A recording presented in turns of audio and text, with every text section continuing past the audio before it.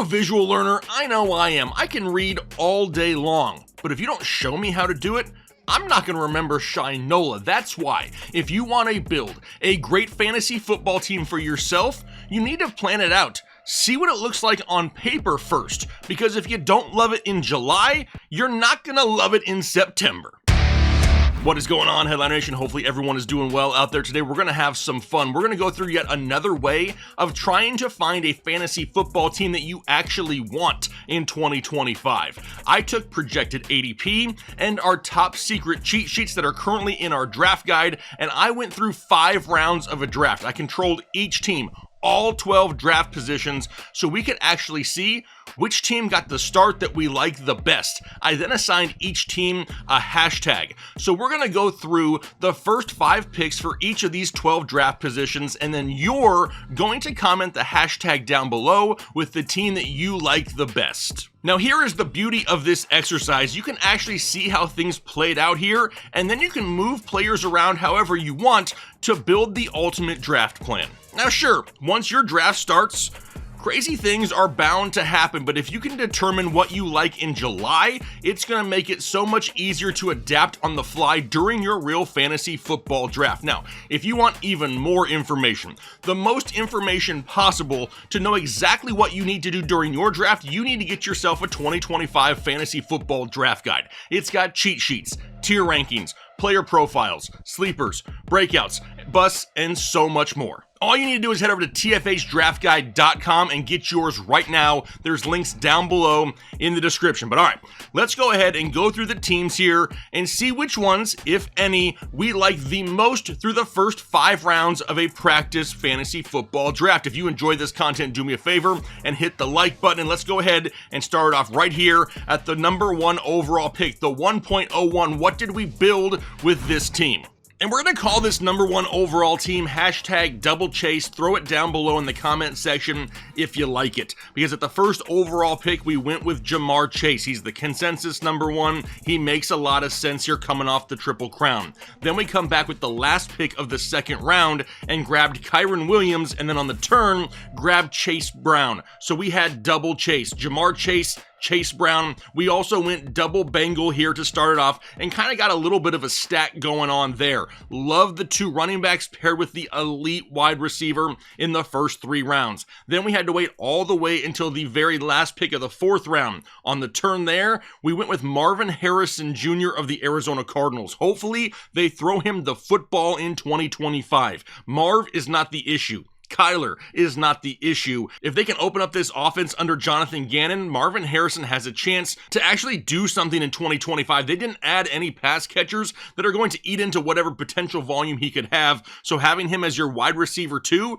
after these first 3 picks, I don't hate it whatsoever. And then he paired it up with Patrick Mahomes, the first pick of the 5th round. Now there are some quarterbacks, I believe 6 quarterbacks that probably went in the first 5 rounds or so in this exercise. Mahomes probably being the cheapest one of the bunch, which is kind of crazy to say. It's Patrick Mahomes, but after a down year, really some lower production, people have hopped off the bandwagon. Don't forget he lost a lot of his wide receiver help last year. Rashee Rice went down. They barely had Hollywood Brown. Xavier Worthy was a rookie, and Travis Kelce is old and washed. Now that they'll have everybody back and healthy, Mahomes has a chance to bounce back. So this number 1 overall team, this team has some freaking firepower. You have a potential top 5 quarterback, a top 5 running back, a top 5 wide receiver, a top 10 running back, and then I don't know where to put Marvin Harrison as of right now, but still a solid overall start. So if you're loving this team, you're putting hashtag double chase down below in the comment section. All right, let's move on to the second pick overall, where we're going to call it hashtag Saquon my Chuba, because in the first round, we're going Saquon Barkley at the 1.02. A lot of people are worried about the usage here coming off such a huge year in 2024, but in the offense that he plays in, they're going to run the football so successfully. It's hard to not look at Saquon and say, even if he does regress, he's still going to be in the neighborhood of 1,400 total yards and double-digit touchdowns. Got him here at number 2 overall. Then coming back in the second round, How about the crazy upside of Tyreek Hill? The cheapest you've gotten Tyreek Hill probably since like his rookie year. Now, obviously, the production of Tyreek is tied to the health of Tua, but if Tua does stay healthy and you start off your draft with Saquon Barkley and Tyreek Hill, you could be walking away with the number one running back and the number one wide receiver. They both have that upside. Then, coming back in the third round, grabbed a quarterback in Josh Allen. So now all of a sudden, this team could have potentially the number one running back, the number one wide receiver, and the number one quarterback, all three guys with that type of potential. I don't hate that whatsoever. Then we come all the way back to the fourth round where they grab their second running back. It's Chuba Hubbard of the Carolina Panthers. Now, over the past couple years, Carolina has added a running back, and it really gives us questions on the usage of Chuba Hubbard. However, right now, all signs are pointing to him having another solid year. Somewhere in the neighborhood of 1,200 total yards, 8 to 10 touchdowns could be where we see Chuba in 2025. They get him in the fourth. And then as we come back around in the fifth, this is where they took a stab at DK Metcalf at the 5.02. DK paired with Tyreek Hill. This one right here would probably give me anxiety and heartburn. If this was my team, as much as I love it, I would be stacking wide receiver depth on this bench just in case. But overall, if you like to risk it for the biscuit, this second overall team may be for you. If you love it, hashtag Saquon my Chuba down below in the comment section. On to the third overall pick. We have the team One Swift McConkey right here, so if you love it, throw it down below in the comment section. In the first round, they're going Bijan Robinson, one of the safer options, a high ceiling option here at the running back position at the third overall pick. I have no issues with it. In the second, coming back and getting Lad McConkey. They're going to absolutely rack up receptions, which is great. We know that Bijan has 70 reception upside. Lad McConkey has 100 catch upside, and then they came back in the third and grabbed arguably the best tight end in fantasy in Brock Bowers. This team right here was trying to bank on volume early. You can't score fantasy points if you're not touching the football. Their first three picks get a ton of touches each and every season. Then they come back in the fourth round and grab DeAndre Swift, their second running back, and a lot of people don't love DeAndre Swift, and really, I don't understand why. At the current price tag, the end of the fourth round on a team that's stacked with offensive weapons, it's going to give him scoring opportunities. Their offensive line is much improved. They have a new head coach in Ben Johnson over from Detroit that's really going to unleash this offense. I think DeAndre Swift at this point on this team is a steal, and when they come back in the fifth round, the best available wide receiver they grabbed right here was Zay Flowers. Would that be my ultimate choice right here? I don't think so. There is a sleeper wide receiver that I could have gotten a couple picks later. We'll talk about him here in a few minutes. Not very high on a lot of people's draft boards, but he's high on mine. But overall, this team, super solid. Love the start in the first three picks. If you love it, you're putting hashtag One Swift McConkey down below in the comment section. Which then takes us to the fourth overall pick. We're going hashtag big TDs down below in the comment section if you like it. In the first round, we're going wide receiver Justin Jefferson of the Minnesota Vikings. New quarterback, same production. The guy's produced with every quarterback he's had in his entire career, and it's been more than just Sam Darnold and Kirk Cousins. It's been Josh Dobbs, and it's been Jaron Hall. It's been Nick Mullins. We've always seen Justin Jefferson succeed. He's right here at the 104. In the second round, they come back and grab James Cook. Now, yes, his touchdowns are more than likely going to regress, but even if they regressed by a handful, he's still a top 12 running back in fantasy football, getting him right here mid to late second.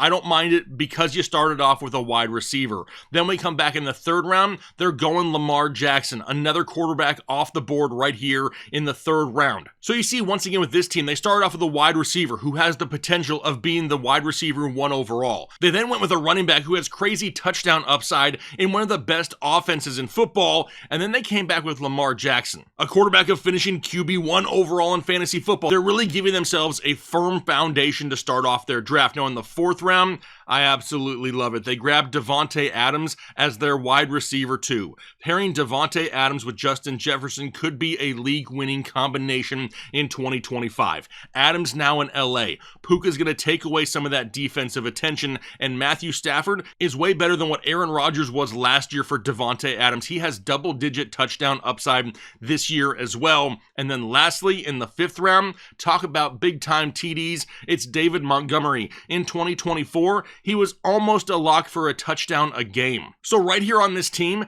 we have 4 players that have double-digit touchdown upside, and arguably the best quarterback in fantasy football. The 4th overall pick has my tail wagging as well. If you love it, hashtag big TDs down below in the comment section. All right, on to the 5th overall pick. It's hashtag upside or bust. In the first round, looks like a lot of upside is Jahmyr Gibbs of the Detroit Lions at the 105. Now, yes, Ben Johnson is gone from Detroit and they've lost their Hall of Fame center who's retired, but Jahmyr Gibbs eats on the outside, so his ceiling is still super high. He's at the 105. But then we come back in the second and we go for the potential bust factor here. It's Christian McCaffrey. But can you imagine this team if Christian McCaffrey plays at least 15 games? The pairing of a healthy McCaffrey and Gibbs is going to be hard to beat every single week. But after that, they went with even more upside in the 3rd round, Jaden Daniels, quarterback of the Washington Commandos. So they've started off their draft with 2 potential top 5 running backs and a potential top 3 quarterback in the NFL, leaving them wide receiver thin, but wide receiver is the deepest position in the NFL. They're going to have chances a little bit later, like we see in the 4th and 5th round. In the 4th round, going with that potential upside of Rashee Rice of the Kansas City Chiefs. Now, as of right now, he's coming off an injury. He looks healthy, and it sounds like his legal trouble could be postponed till January, which means the entire regular season of fantasy football, he could be in your fantasy football lineup. And don't forget, he was a top 10 wide receiver before injury last year. Patrick Mahomes feeds him the football, and he is a yak monster, just like the guy they took in the 5th, Deebo Samuel. My sleeper wide receiver I was talking about earlier when I was mentioning Zay Flowers in the 3rd overall pick team. I love Deebo in 2025 at the price that you can get him. No longer in San Francisco means he's no longer going to have to rely on getting the ball every single time behind the line of scrimmage. They're going to open up the offense a little bit more with Deebo. They're going to put him in motion. They're going to put him into crossing routes across the middle of the field and see if they can get the ball in his hands where he can make something happen. In a Cliff Kingsbury offense, sorry Cliff, but he used to get torched by Deebo when Cliff coached the Arizona Cardinals. He knows exactly how to use him, and I love the potential upside here. Deebo and Rashee Rice paired with these first 3 players, the 5th overall pick looks mighty good to me as well. If you like it, hashtag upside or bust down below in the comment section. All right, on to the 6th overall pick now. It's hashtag Burrow my neighbor's sugar, because in the 1st round, we're going Malik Neighbors at the 1.06. Now, a lot of questions surrounding his injured toe, his turf toe injury. The doc broke it down in a video last week. It's an injury he's been dealing with and working through for quite some time. It doesn't sound like he's going to miss any time as of right now, but there is some risk there for sure. The upside is ridiculous, though, with increased quarterback play, so Malik Neighbors at the 106,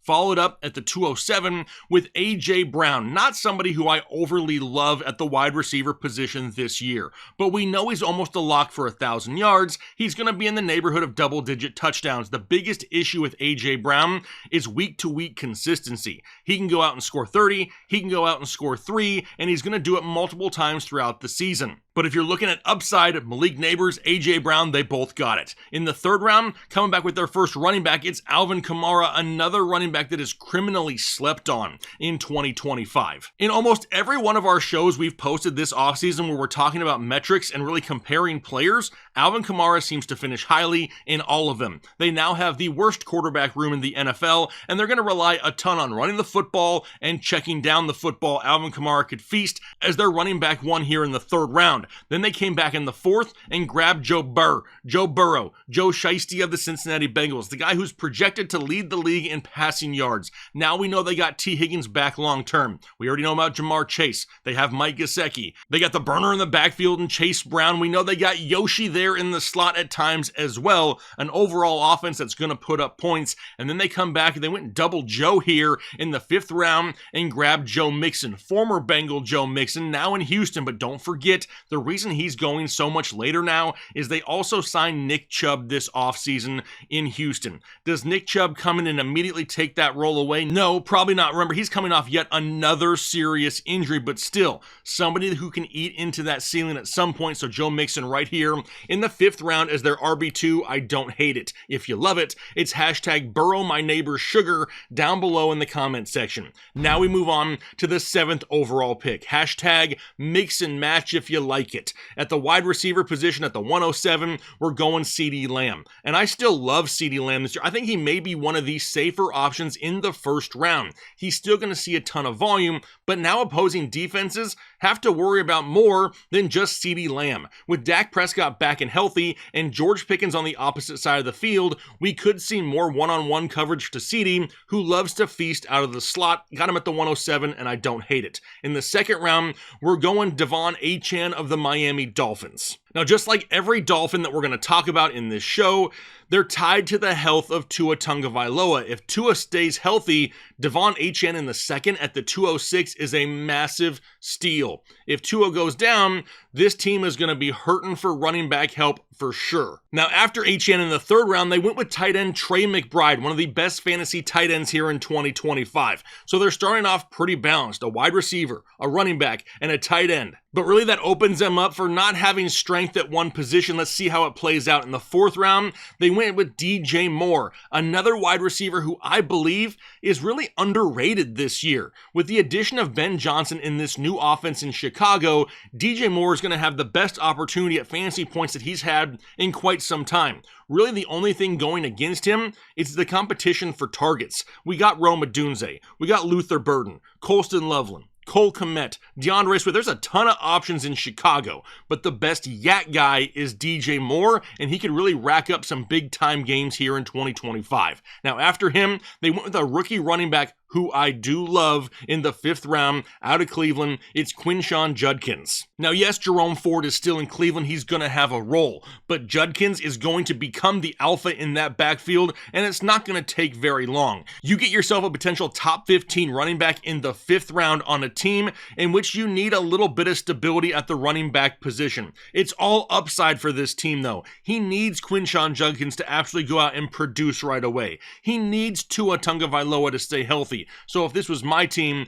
I would probably be going running back in the next round or 2 just to make sure I had enough depth just in case. If you love it, it's hashtag mix and match down below. Which brings us to the 8th overall pick. It's hashtag back it up, Terry, if you love it down below in the comment section. In the 1st round at the 108, it's Derrick Henry. Yes, he's getting older. Yes, every single year people say he's going to be washed. And yes, every single year people have been wrong. Derrick Henry in Baltimore is still a really good thing. He's at the 108. Then they went double running back in the 2nd at the 205 and grabbed Jonathan Taylor. Having Derrick Henry and Jonathan Taylor as your backfield sounds pretty freaking enticing, especially with how deep the wide receiver position is this year. And that's exactly what they did in the 3rd, the 4th, and the 5th. They stacked up wide receivers, going Terry McLaurin in the 3rd, Garrett Wilson in the 4th, and in the 5th, Jameson Williams out of Detroit. Now, on their own, each one of these guys have a lot of upside. When I look at this group of wide receivers, though, I don't know if I love it. Because what I see is a lot of guys who are dependent on the big play weekly. Now, luckily, for at least 2 of them, they play in a super high-powered offense, and they should have those opportunities almost weekly. Garrett Wilson, he's going to need a little bit more volume and need some catchable balls from Justin Fields in order to really return a super solid 2025 season. This one isn't my favorite team, even though I do love the backfield. If you love it, it's hashtag back it up, Terry, down below in the comment section. At the 9th overall pick, we have hashtag Shake and Drake. If you love it, throw it down below. In the 1st round, they went running back Ashton Jeanty of the Las Vegas Raiders. And there's really so much unknown and so much hype surrounding Ashton Jeanty this year. A lot of people think he's going to come out and set the world on fire. I kind of look at the overall Las Vegas offense, and really don't see a whole lot of touchdowns weekly. Now, obviously, he could prove us wrong. He's still a first-round talent, but I prefer him more as the running back 5 or 6,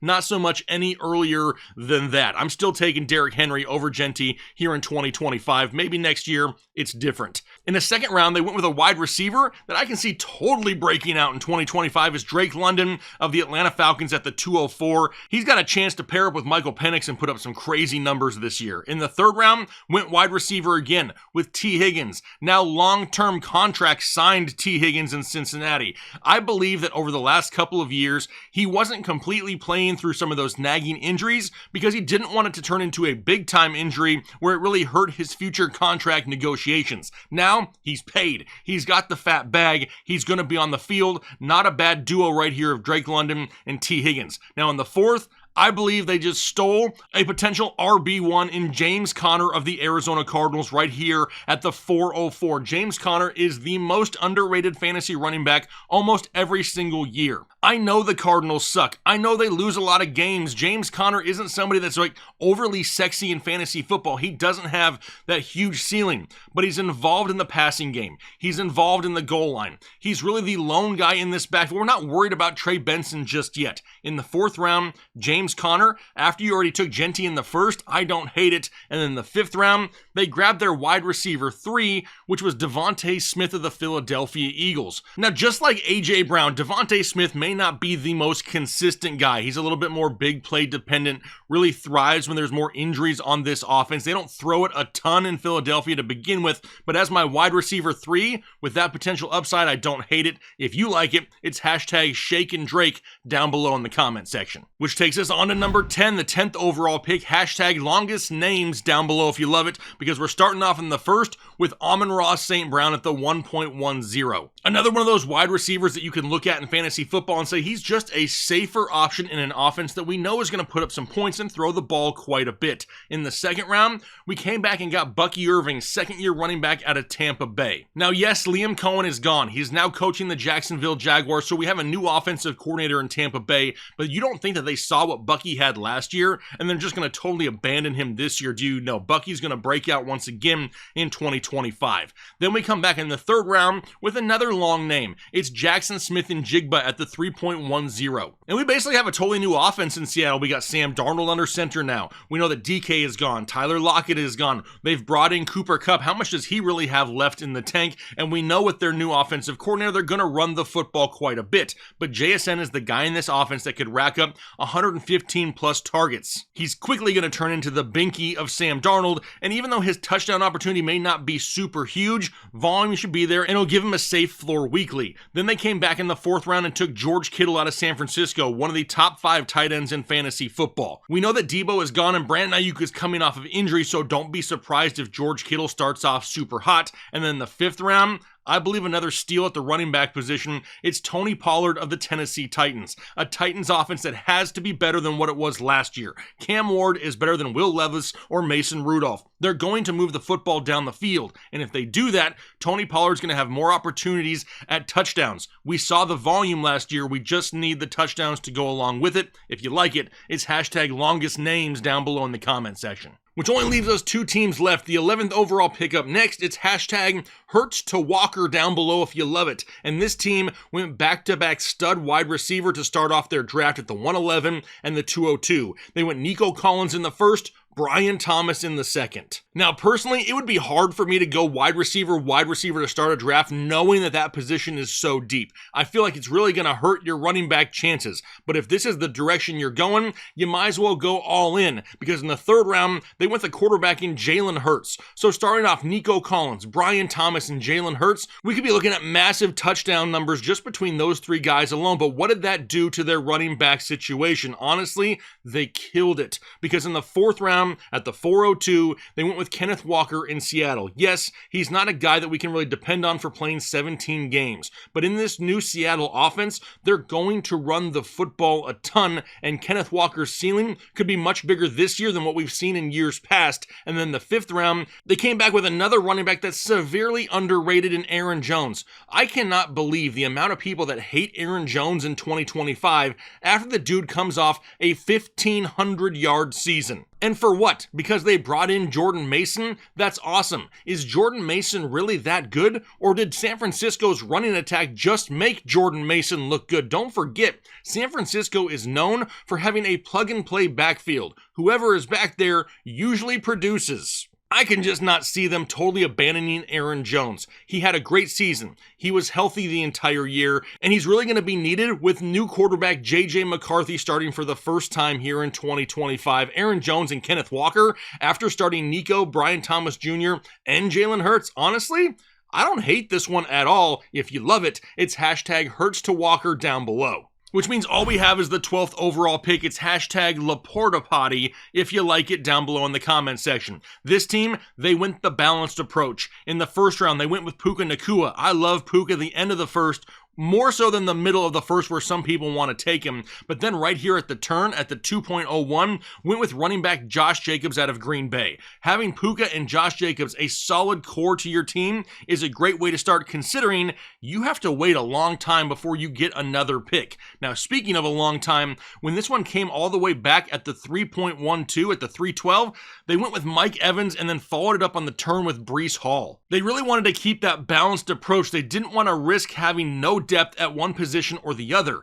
Having a duo of Mike Evans and Puka Nacua is great. Having a duo of Josh Jacobs and Breece Hall, I absolutely love it. I'm not huge on Breece Hall this year, but if I can get him as my RB2 in the 4th round, I'm all over it. And then this team went in the 5th round, went with a tight end, Sam Laporta out of Detroit at the last pick of the 5th round. Now, obviously, Laporta underwhelmed in 2024. Hopefully, they're able to tweak the offense slightly there with no Ben Johnson this year to really re-involve Sam Laporta. With a tight end in this type of offense, with that type of upside, grabbing him in the 5th round, I don't hate it whatsoever if you're just trying to grab yourself a top 3 to 5 tight end. Overall, I don't mind this team whatsoever, but if you love it, it's hashtag LaPortaPotty down below in the comment section. Now, when you go through an exercise like this, it's really easy to see if you like it or you don't like it because it's right there in front of your face. You get to see if you like the balanced approach, the wide receiver heavy approach, the running back heavy approach, whatever it may be. You kind of get to see how the team would turn out